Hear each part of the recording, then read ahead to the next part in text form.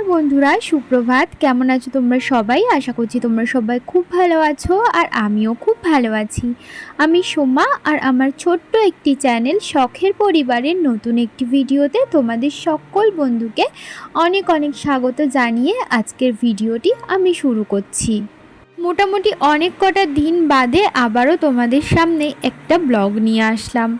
आसले ना आमी माझे एकटा सप्ताह बाड़ीते छिलाम ना, आमी गेछिलाम आमादेर ग्रामेर बाड़ी और ओखाने ना नेटवार्केर खूबई प्रब्लेम। तो फोनेर नेटटाई ठीक मतो चले ना और भिडियो कि करे पोस्ट करब बोलो तो। और सत्यि कथा बोलते ना आमार ना कारोर सामने गिये भिडियो करते केमन जानी एकटा लज्जा करे। बाड़ीते जखन थाकी तो सेई कारणे आमी बाड़ीर भिडियोई करी, कोथाओ घुरते गेले सेइभाবে भिडियो करा हय ना और तोमादेर साथे शेयारও करा हय ना। এটা না ঘুরতে যাওয়ার আগের ভিডিও। তো যাই হোক, সকাল সকাল সেদিন ঘুম থেকে উঠে পড়েছিলাম রোজকার দিনের মতো। ঘুম থেকে উঠে আমি স্নান দান করেছি আর স্নানের আগে ধুয়ে দিয়েছিলাম কিছু জামা কাপড় আর বাসি কাজকর্ম তো সেরেইছি ঘুম থেকে ওঠার পর। স্নানের আগে যেই জামা কাপড়গুলো কেচে দিয়েছিলাম সেগুলোই কিন্তু আমি এক এক করে মেলে দিচ্ছি।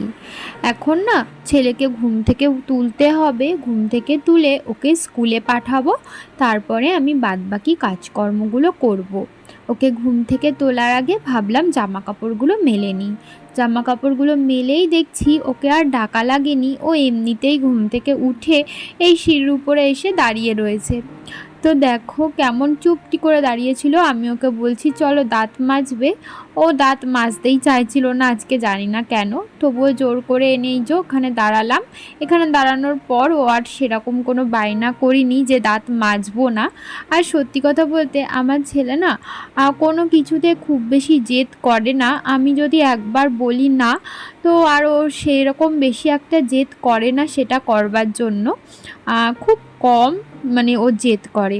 তো যাই হোক, ওকে দাঁত মাজিয়ে ওকে সকালের খাবার দাবার খাইয়ে ড্রেসও পরিয়ে রেডি করিয়ে দিয়েছি আর ওর টিফিন, জলের বোতল, বইয়ের ব্যাগ সমস্ত কিছু গুছিয়ে নিয়েছি। বইয়ের ব্যাগ তো আমি কালকে রাত্রেই গুছিয়ে রেখেছিলাম।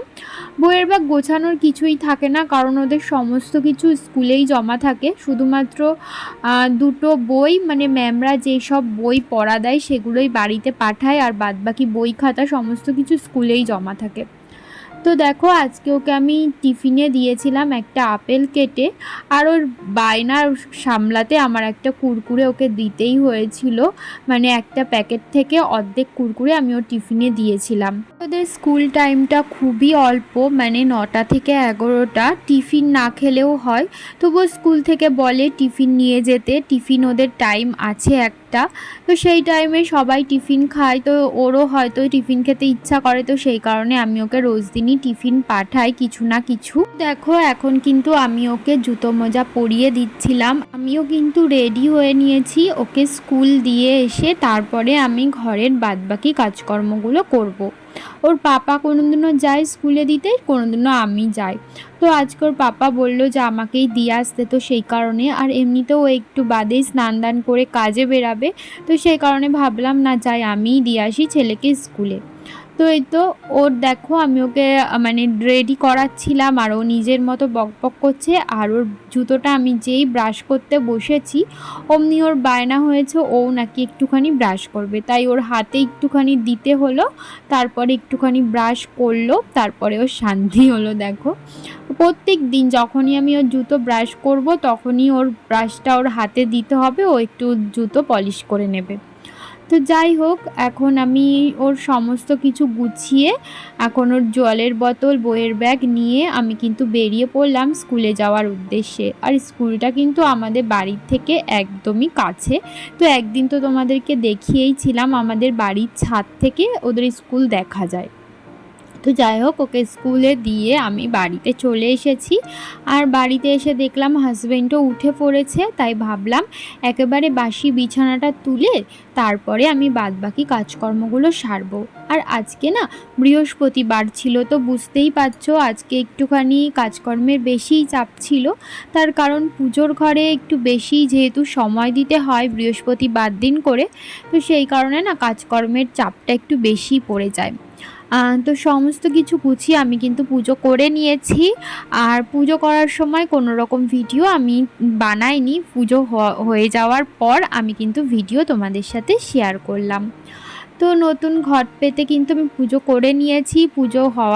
পুজো করে আমি কিন্তু ছেলেকে আনতে গেছিলাম, কারণ পুজো আমার দিতে দিতেই 11টা বেজে গেছিলো। তো 11টা বেজে যাওয়ায় ছেলেকে নিয়ে এসে আমি ড্রেস চেঞ্জ করে নিয়েছি। এখন আমি চলে এসেছি সোজা রান্নাঘরে, কারণ রান্নাঘরটা এখন পরিষ্কার করতে হবে। শাশুড়ি মা সকালবেলা রান্নাবান্না করে রেখে গেছেন। তো শাশুড়িমা সকালবেলা রান্নাবান্না করে রেখে যান, তারপরে আমি পরে পুজো টুজো দিয়ে এসে রান্নাঘর পরিষ্কার করি, একটু বাসন কোসন মাজি আর কি।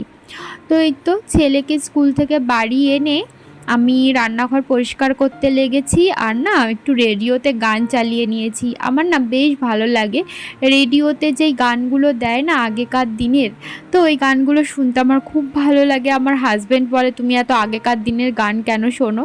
আমি ওকে বলি আমার ভালো লাগে এই সব গান শুনতে। যেমন উত্তম কুমার, সুচিত্রা সেন, এদের গান শুনতে না আমার আগেকার দিনে খুব ভালো লাগে। আর রেডিওতে ওই আগেকার দিনের গান খুব দেয়, তো আমার খুব ভালো লাগে রেডিওতে গান চালিয়ে কাজ করতে। তো দেখো দুপুরবেলা তো দেখছিলে রান্নাঘর পরিষ্কার করছিলাম। রান্নাঘর পরিষ্কার করে বাসন কোসন মেজে ছেলেকে খাইয়েছিলাম, আমিও খেয়েছিলাম। আর খাওয়ানোর আগে ছেলেকে স্নান করিয়ে দিয়েছিলাম। তারপরে ছেলেকে খাইয়ে দাইয়ে ঘুম পাড়িয়ে দিয়েছি, ও ঘুমাচ্ছে। তো সেই ফাঁকে আমি চলে এসেছি দুপুরের মানে বিকেলের কাজকর্মগুলো সারতে, কারণ একটু বাদেই ছেলেকে ঘুম থেকে তুলে আবার পড়তে নিয়ে যেতে হবে। তো সেই কারণে তো বিকেলবেলা তো ঘর দুয়ার ঝাড় দিচ্ছিলাম, তারপরে ছেলেকে পড়তে দিয়ে এসেছিলাম। পড়তে দিয়ে এসে আমি একটু বাইরে মাঠে খানিকক্ষণ বসেছিলাম, কারণ বাইরে মাঠে না খুব ভালো হাওয়া দেয়। তো খানিকক্ষণ বসে থাকার পর ছেলেকে পড়তে থেকে বাড়ি আনার টাইমও হয়ে গেছিলো, যেহেতু 5টা থেকে 6টা পড়াই, তো মানে 1 ঘন্টা, তো কী করে যে টাইমটা কেটে যায় বোঝাই যায় না। তো তারপরে ওকে পড়তে থেকে বাড়ি এনে আমি সন্ধ্যাবেলা পুজো দিলাম, সন্ধ্যা দিলাম, সমস্ত কিছু কমপ্লিট করে পুজোর ঘরে তারপরে এসেছি আমি রান্নাঘরে।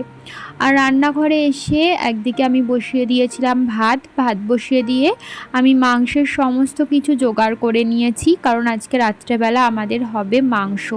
আর আজকে আমি মাংসটা না আগে থেকে একটু ম্যারিনেট করে রেখেছিলাম, দই, তারপর লঙ্কার গুঁড়ো, জিরের গুঁড়ো, সমস্ত কিছু নানান রকম মশলা দিয়ে আমি মাংসটা আগের দিয়ে ম্যারিনেট করে রেখেছিলাম। তারপরে কিন্তু পেঁয়াজটা ভাজা হয়ে যাওয়ার পর আর মশলাটা ভালো করে কষিয়ে আগে থেকে ম্যারিনেট করা মাংসটা কিন্তু আমি মশলার মধ্যে দিয়ে এখন ভালো করে মানে কষিয়ে নিচ্ছি। আর এখন কিন্তু আমি আরেকটু লঙ্কার গুঁড়ো দিলাম, যদিও এটা লঙ্কার গুঁড়ো বলা ভুল, এটা হচ্ছে কাশ্মীরি রেড চিলি পাউডার, যেটাতে কালার হয় না সেটা। তো দিলাম একটু কালারের জন্য। আমার হাজব্যান্ড আবার মাংসের ঝোল একটু লাল লাল না হলে ওর পছন্দ হয় না, তো সেই কারণে আর কি কালারের জন্য দিয়ে দিলাম। তারপরে সামান্য গোলমরিচের গুঁড়োও দিয়েছিলাম, তারপরে পরিমাণ মতো নুন, তারপরে আগে থেকে ভেজে রাখা আলুটা দিয়ে এখন আমি কিন্তু সমস্ত কিছু ভালো করে কষিয়ে নিচ্ছি। আর হালকা একটু জল দিয়ে দিয়ে কষাবো, একটু জল দিয়ে দিয়ে কষালে না কষানোটা ভালো হয়, নয়তো না ওই মশলাগুলো তলায় লেগে যায় আর কষানোটা ঠিক মতো হয় না। এই দেখো আমি কিন্তু জল দিয়ে দিয়েছি, এখন এই জলটা পুরোপুরি শুকিয়ে গেলে আমার কষানো মাংস একদমই তৈরি হয়ে যাবে। তারপরে কিন্তু আমি ঝোলের জন্য পরিমাণ মতো জল দিয়ে দেব। তো দেখো মাংসটা দেখতে কি টেস্টি লাগছে না?